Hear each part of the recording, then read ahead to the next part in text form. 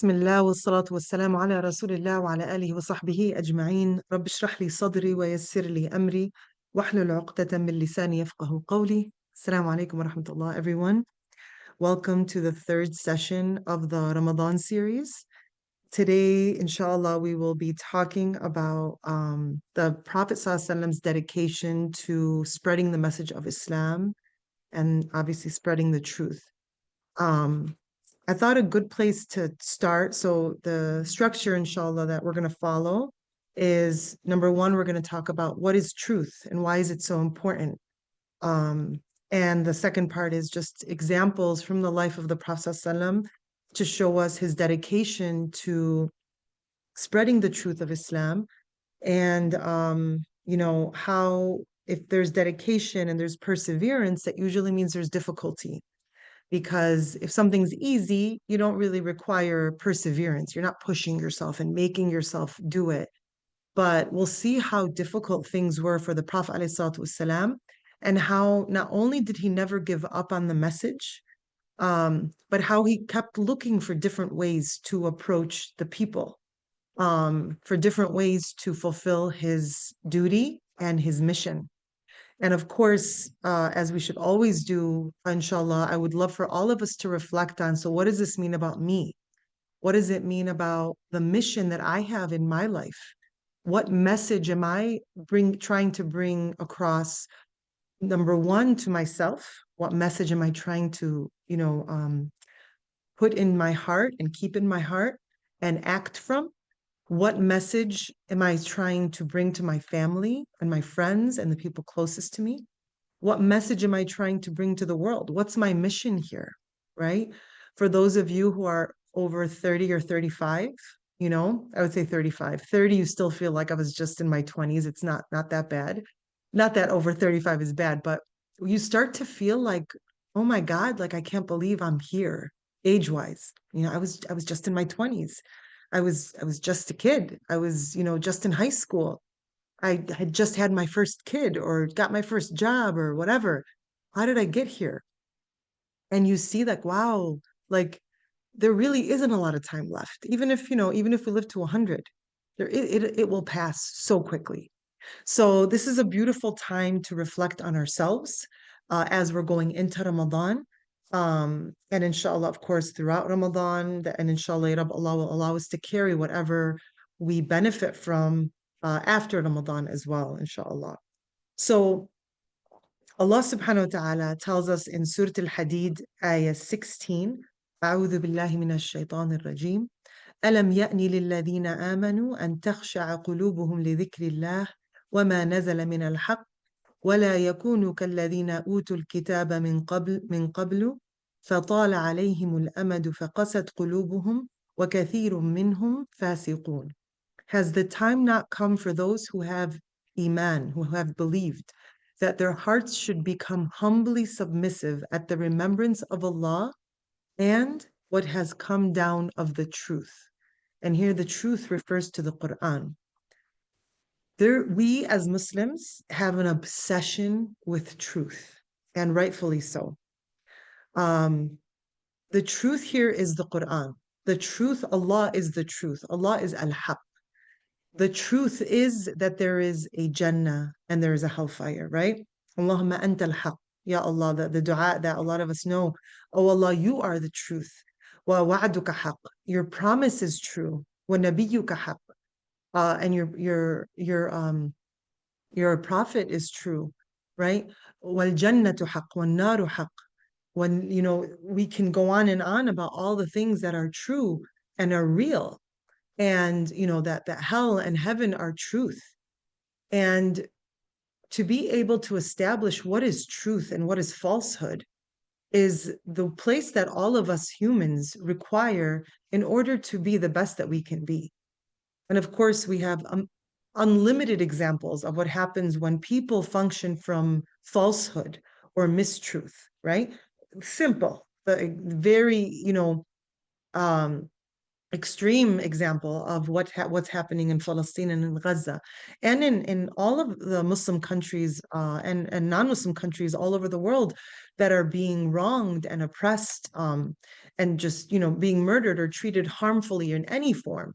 We see that this comes from people who have power, who are not running their lives or functioning from a place of truth.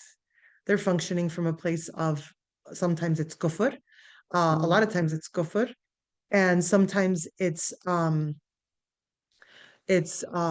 place of because they don't have that truth and that guidance, their nafs gets the best of them, right? For lack of better term. Their nafs gets the best of them, the greed, the power, wanting just to have this dunya. All of it is about the dunya. Where when we have truth and truth is clear to us, and we know what it is, we have access to it, and everyone does. So people who are born into it, we have access to it. We just have to put a little effort. People who are not born into Islam have access by asking Allah for guidance, right? And Allah will definitely guide them. So we all have access to truth, and there is an objective truth, and subjective truth could be, something like, how we perceive the world. What route we think is better. Is it better to take 95th, to get to the Mosque Foundation from Orland, or is it better to take, what is it? Look, Chicago, Ridgeland to 111th, and whatever. Like we used to have these two routes. And I remember my mom always felt like one of those routes was better, and I felt like another route was better. That's subjective truth to me, right? That's preference in a way. But we each think, no, no, it's better because there are less lights here, or no, it's better because there's no train here, right? That could be our subjective truths. But there is an objective truth in the world. Not everything is based on our perspective. And the only objective truth in the world is La ilaha illallah, that there's no God worthy of worship except Allah subhanahu wa ta'ala. And everything that comes with that package, the prophets, the messengers, the angels, qadar, what's it called? Jannah and Jahannam, the day of judgment, the books that were revealed, all of the things that we can't see, right? And all of the things that we know are true from Allah subhanahu wa ta'ala. These are objective truths, no matter what your culture is, no matter what your background is in any form. These are truths that no one can mess with, but people can decide to accept it or reject it, right? Accepting it is what creates real harmony in the life of a Muslim, right? I'm sorry, give me one second.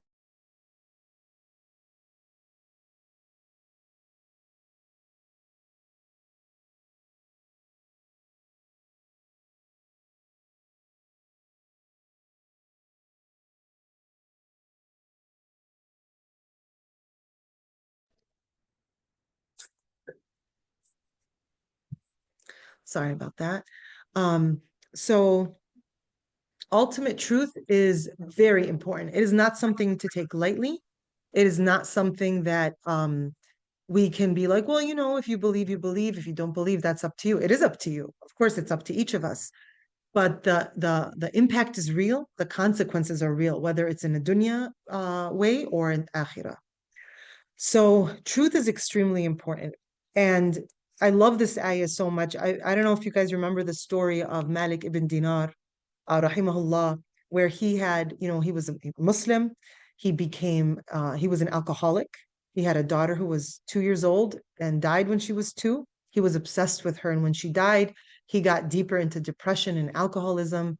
He had this amazing dream where in the dream, he sees his daughter among other children in Jannah, and she guides him back to Islam through this ayah. And she tells her father in the dream, أَلَمْ يَأْنِ لِلَّذِينَ آمَنُوا أَن تَخْشَعَ قُلُوبُهُمْ لِذِكْرِ اللَّهِ. Is it not time right now for the believers that their hearts should become humble and submissive at the remembrance of Allah and what has come down of the truth, the Quran, right? So Ramadan is the best time for us to wake ourselves up, inshallah, and ask Allah to wake us up, right? And alhamdulillah, we're not completely asleep, but we're asleep in some ways, right? So each of us knows, or maybe we need to reflect to become more aware of what areas we are asleep in terms of our iman and in terms of our heart, in terms of our awareness, and in terms of our humility in front of Allah subhanahu wa ta'ala, right? And now is the time to do that. If not, and of course, any time is the time, but this is the time where we have extra help to focus in and to really, for our efforts, not to be without the help of Allah on this very high level, right? Allah is always there for us.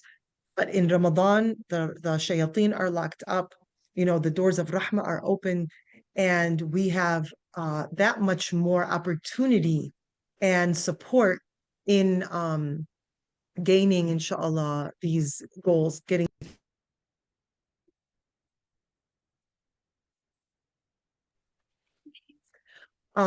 so now from there, I would love for us to transition now to looking at the dedication of the Prophet ﷺ in spreading this message of truth that over 1400 years later, here we are sitting in Illinois, in a very different world than it was at the time of the Prophet ﷺ, trying our best to follow the same teachings, trying our best to stay in touch with this truth.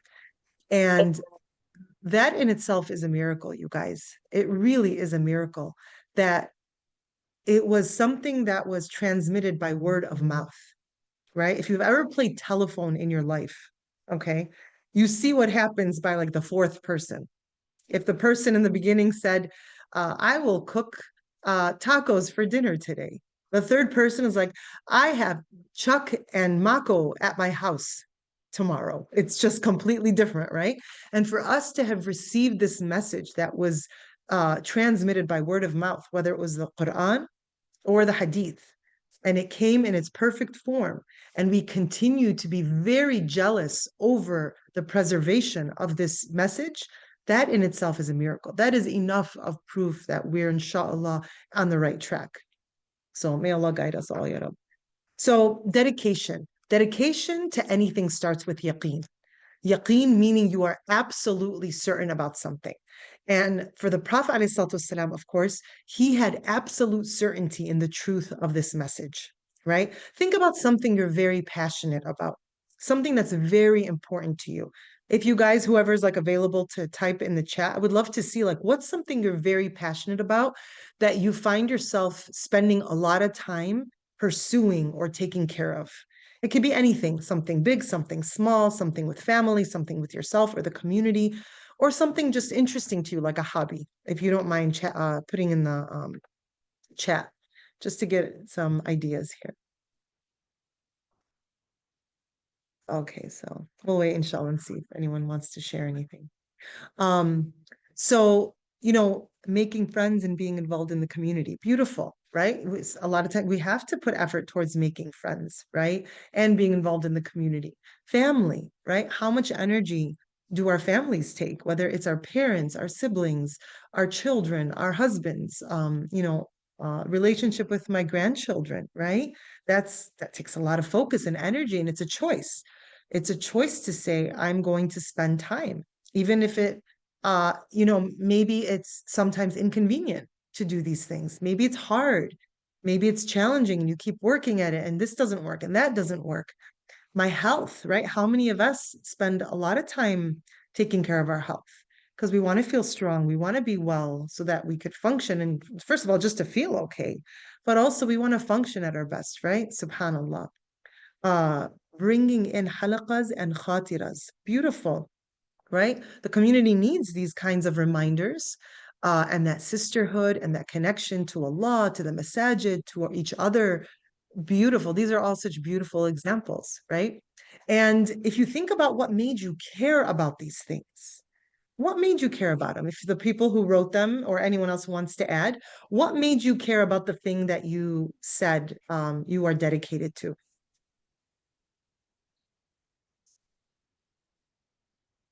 I know it's a little bit of a leveled question. Joy. SubhanAllah, it brings you joy, right? That's a beautiful incentive. Such a beautiful thing Allah put in us that sometimes good things make us happy. Sometimes bad things make us happy, like, two pieces of a huge thing of chocolate cake. But yeah, sometimes just bringing joy, right? Feeling connected, right? SubhanAllah, just having that feeling that I have a connection to other people, other Muslims, right?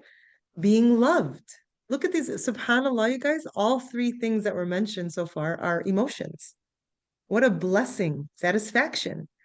What a blessing that Allah gave us emotions, right? We don't always love our emotions because they're annoying sometimes, right? Um, but subhanAllah, clearly they move us. They are a source of motivation for us to be better, to do better, and to serve others. Subhanallah. Jazakallah khair, you guys, for sharing that. Really appreciate it. Um, so the Prophet ﷺ, let's think back to when he was in the cave of Hira. He was seeking out Allah before Allah sent him this clear, concrete source of guidance, right? He was seeking him out. And he was putting in this effort and this work because there was something deeply, deeply rooted inside of him. And, he didn't know how to pray. He didn't know any Quran. He didn't know any of the du'as, right? We don't know what I would love, Ya Rab, we get to Jannah, Ya Rabbil Alameen, we get to the highest level of Jannah. Imagine talking to the Prophet ﷺ and asking him the specific things he thought about when he was in Ghar Hira, right? What was he thinking about?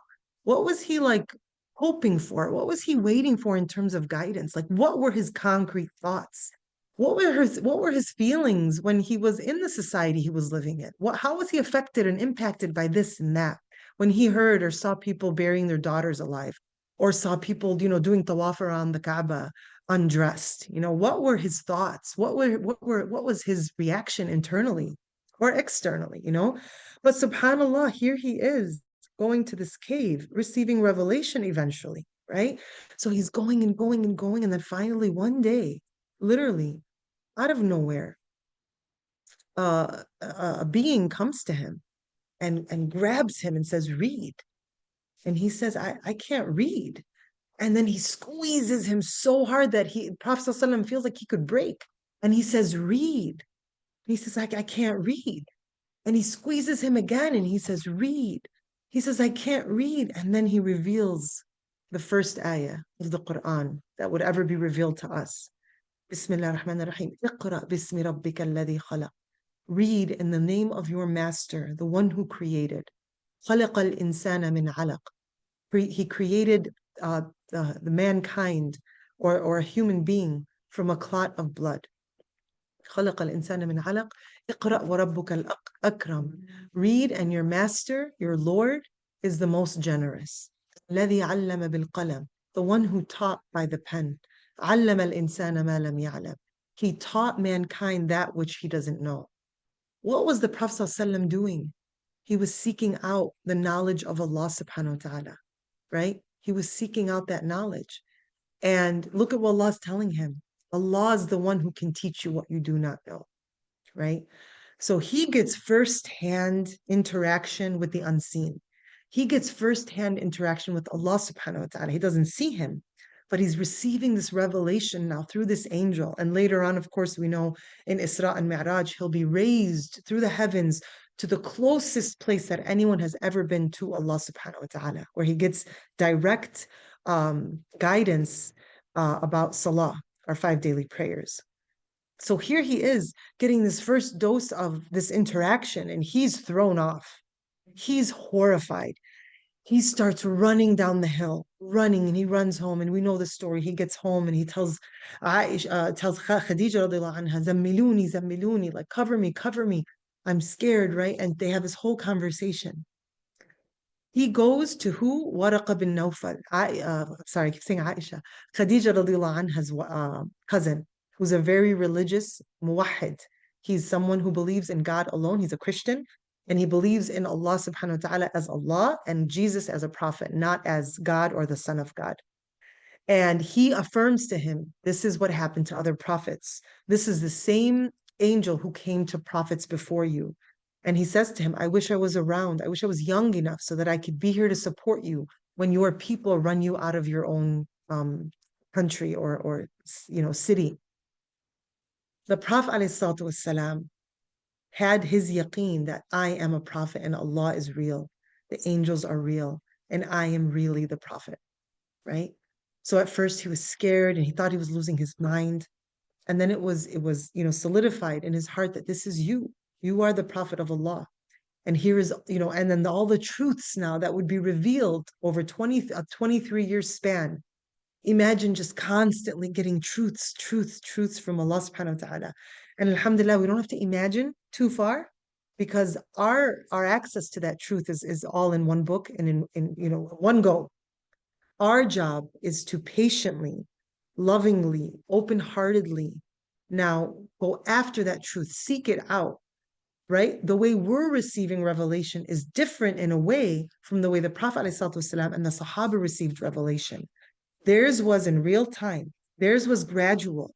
Theirs was taking a society where it was at and building them slowly but surely to the point where now we have this huge group of people that lived that are the best of mankind after the prophets, who we look up to, who we follow, and we look at their example for ourselves to live by, right? The Prophet ﷺ told us to follow him, his example, and the Sahaba and the Tabi'een, right? To follow the Sahaba and his companions and those who came after the companions, that to take an example in them. And so now we have a lifetime. We don't know what our lifetime will look like. We have no idea. But either way, it's our lifetime to now absorb and process and then produce an outcome and an impact all from this 23-year revelation, right? This revelation that we got in 23 years, we get it all at once, but we have a clear narrative to look at, wow, how were the Sahaba built? How were they built up? Where am I at? What do I need building up in, right? We tend to be like, I'm here, and I need to get over here. And I'm going to try to keep jumping and keep jumping and keep jumping. Why do I keep failing? Because we keep trying to jump really, really high when Allah doesn't expect us to do that, right? Allah loves a deed that is consistent, even if it's small. That should be the motto of our life. Taking it very seriously and looking at it as a relief that we're not supposed to be perfect, but we're supposed to keep trying, right? And keep checking in. This is such a subhanallah truth, the truth that comes from Allah subhanahu wa ta'ala. We are left to our own sincerity. No one is checking up on us, right? Maybe our children, we're checking up on them. Like, did you pray? And kind of if they're praying too fast, you're like, listen, maybe you need to slow down a little, maybe focus on this, maybe do this, make sure the TV's off, make sure whatever. We're trying to help them create the atmosphere for themselves to succeed in their worship and in their connection with Allah subhanahu wa ta'ala. We don't really have anyone watching over us, and we probably wouldn't like it for the most part if someone did.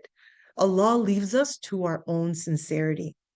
And even that is a muscle that we have to continuously build, clean out, refresh, everything. We're just working with it constantly, with our nafs, with shaitan, waswasing to us, giving us, whispering to us. And so it is up to us to really work on that sincerity.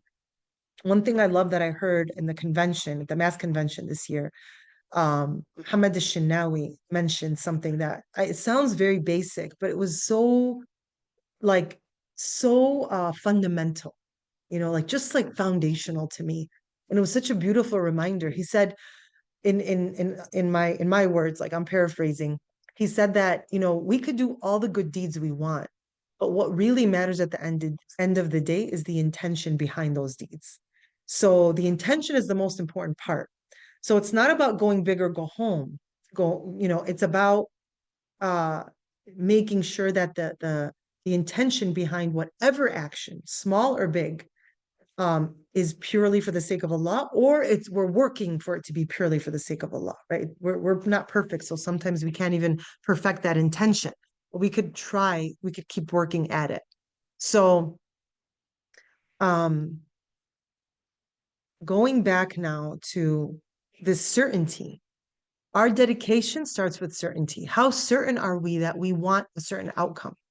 That will help us become more dedicated, not only to da'wah, because da'wah is very important, that we all partake in it in some form, right? We don't have to all be passing out flyers at the outside of Jewel, right? I'm sure they'll call the cops on you anyway, but like passing out flyers at your MSA, if you know, if anyone's in college here, or you know, having a booth somewhere where you're openly giving dawah. Those are beautiful forms of dawah. But dawah comes in many, many, many forms, right?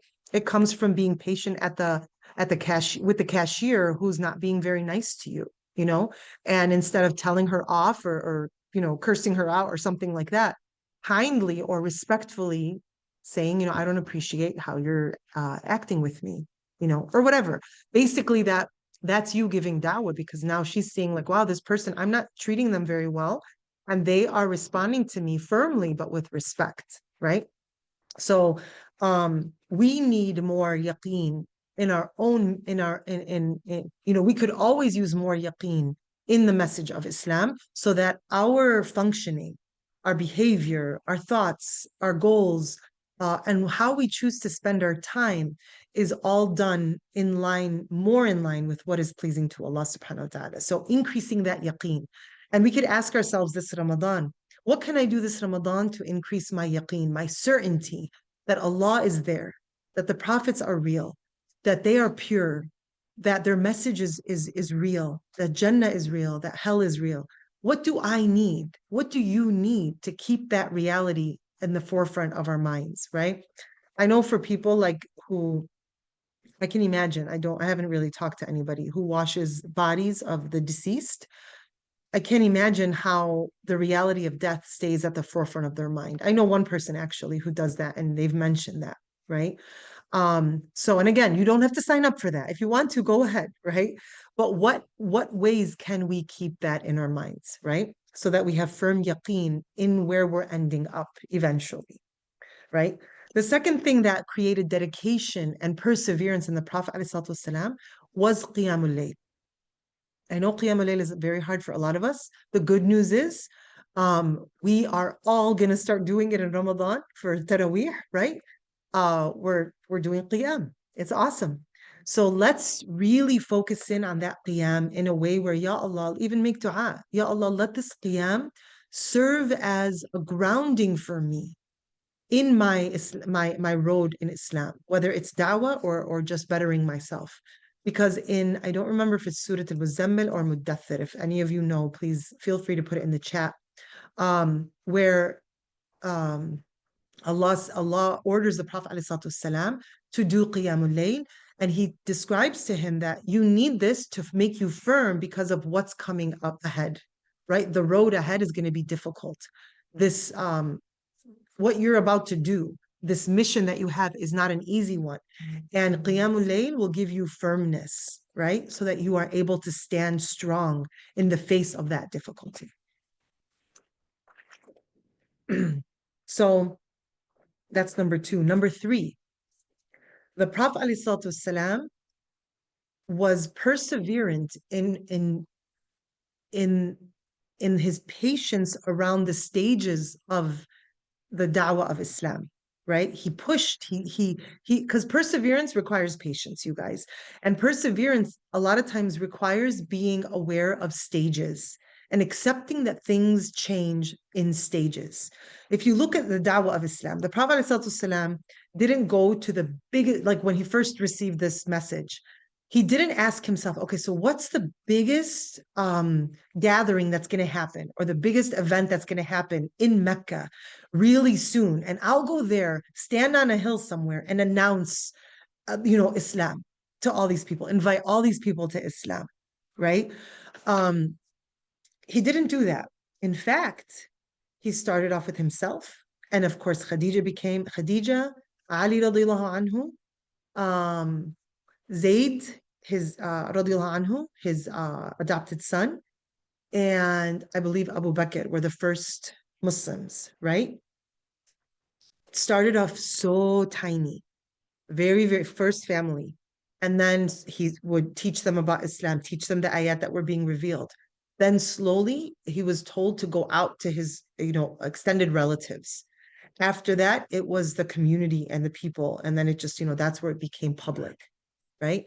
So doing things in stages allows us to persevere and to maintain our dedication to the mission that we have. Again, think about it for yourself, Islamically and otherwise. for your health, for your children. How am I overly extending myself? How am I overly shooting for something that's too far right now? And how could I look at this, break this goal up into stages, right? I love the example we have from the Sira of the way alcohol was eventually prohibited, right? Aisha radiallahu anha said that had the first verses been revealed, been about prohibiting alcohol, people would have said, I will never leave alcohol. And if the first verses were about prohibiting fornication, the people, the Muslims, would have said, I will never leave fornication, right? What a heavy and beautiful and deep thing to, a deep reflection to have and perception of the nature of mankind. That the Muslims early on were not ready for that. And so Allah subhanahu wa ta'ala, of course, in his wisdom, knew this and did not make it fard that you cannot have alcohol. He didn't take that away from the people. It's an addiction, right? Um, and fornication is a lifestyle, also something you're technically addicted to. We are addicted to our lifestyle, right? It becomes habitual. So, what were the stages of alcohol, the prohibition of alcohol? Number one, it was suggested, right? And I want to read to you guys the ayat uh, in the order that they came. So at first it was a like a suggestion. They ask you about wine and gambling. This was in Medina when the Islamic State was established, and now the Prophet ﷺ needs clear guidelines to now develop these beautiful believers into the best version of themselves. And so they were actually Muslims at the time were asking about alcohol, right? And so the verse revealed was they ask you about wine and gambling. Say in both of them is great sin and some benefit for people, but the sin of them both is greater than the benefit. So this verse discourages alcohol consumption, um, but it didn't. It only discouraged it. It didn't make it completely haram, right? So then what happened was people would be drinking and would come to Salah drunk. And of course, if you're drunk in Salah, you're going to be messing up surahs. You're not going to be able to say things right. You're probably messing up the order of the harakat, the motions of prayer. And so the next ayah came to prohibit alcohol consumption before Salah. O you who have faith, do not approach the prayer while you are intoxicated until you know what you are saying, right? So that was the second stage. So imagine people who are used to drinking, and clearly there's a big deal. Drinking is a big deal. Um, Obviously, like alhamdulillah, if we've never tried it, we don't really get it, right? But I believe it's a big deal because people love it, right?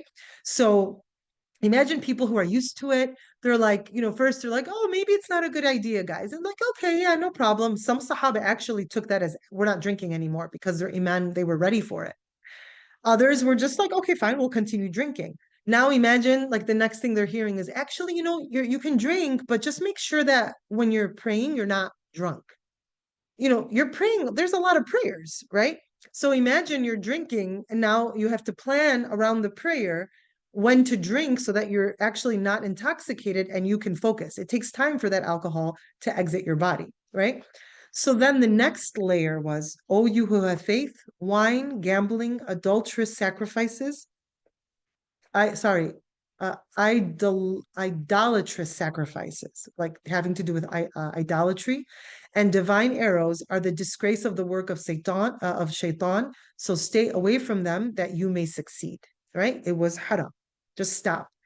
And so it was so prohibited, of course. And the Prophet ﷺ said, um, when this verse was revealed, indeed, Allah has forbidden wine. Whoever hears this verse and he has some with him, let him not drink it nor sell it. And then Abu Sa'd al-Khudri radiallahu anhu said, the people brought into the road of the city whatever they had with them and they poured it out, right? So these stages allowed people to fulfill this very difficult goal of stepping away from something that is very addictive, right? And it worked. It worked amazingly, right? So till now, if you think about it, majority of Muslims do not drink alcohol, right? We have, of course, some Muslims who fall into this sin, but it is not a common thing. That is amazing, amazing, right? Subhanallah. So the fact that the Prophet ﷺ was patient, he was able to persevere in spreading this truth because he approached things in stages, right? I'm going to do a quick rundown. We're going to go till 45. I apologize for going over. And then we will end, inshallah. But I'm just going to mention the few different things where he had difficulty and he persevered. So people calling him crazy, a magician, a sorcerer, he still pushed through. People, the Quraysh leaders offering him, if you the most beautiful women you want, we'll give you them. You want money and jewels and all this stuff, we'll give it to you. You want houses, we'll give it to you. Just please stop spreading this message. He refused, right? If this was coming from him, a'udhu billah, he had so many reasons to stop, right? They had a boycott against him and the Muslims for 3 years. People were starving, people were dying, people were getting sick. It's said that Khadija radiallahu anha died very shortly after the removal of the boycott because she suffered so much from hunger and sickness during the boycott, right? She couldn't sustain it afterwards. So, who does this out of self gain? There was nothing to gain here.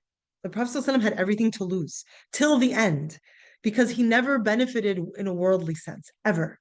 Subhanallah, right? Mistreatment from the Quraysh, right? They would there was an instance when there was a person, a disbeliever, who put the insides of an animal on his back while he was praying close to the Kaaba. And Fatima radiallahu anha was a little girl. She was sad. She was crying, removing it off of the back of the Prophet ﷺ, right? He still pushed through. There his daughter was hurt by it. He was hurt by it. Doesn't matter. He has clarity about truth. And he had a mission and he was on that mission and nothing could stop him, right? Uh, and then the final thing I want to end with is the death of Khadija radiallahu anha and Abu Talib, where he was alone now. His main supporters, he wasn't completely alone. He had other supporters, alhamdulillah. But Khadija was his beloved, his main supporter. And Abu Talib was his supporter on the outside, right? Against the disbelievers who were his enemies, both who were gone. And subhanAllah, where does he go? He goes somewhere else. He tries, door A is not working, Mecca is not working. Let me try door B. Let me go to Ta'if. And in Ta'if, when he went there, which is a city outside of Mecca, he went to give dawah. He was treated horribly. They stoned him until he was bleeding from head to toe, and they kicked him out of the city, out of the town. So, subhanAllah, we can obviously go into detail. There's so much more, so many more instances where the Prophet ﷺ was treated badly and went through so much difficulty and persevered. And we know very much so that it was through Allah subhanahu wa ta'ala and through his goodness, والسلام, that he was able to persevere. So similarly, we have to stop trying to persevere on our own. We have to stop acting or thinking, for those of us who are doing this, that I have to find the courage and the energy and the strength to do these things alone. We have to have all those things. But ultimately it comes from the source of all those things is where we have to turn to.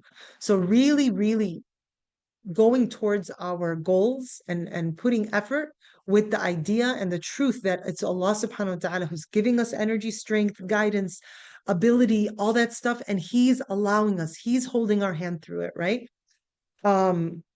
As the Prophet ﷺ received all of Allah's support, right, in these 23 years of doing something that really almost seems impossible. Wallahu ta'ala a'lam. سبحانك اللهم وبحمدك نشهد أن لا إله إلا أنت نستغفرك ونتوب إليك والعصر إن الإنسان لفي خسر إلا الذين آمنوا وعملوا الصالحات وتواصوا بالحق وتواصوا بالصبر آمين يا رب العالمين. Please hang out for a few more minutes in case anyone has questions or reflections. I'm just going to stop the recording.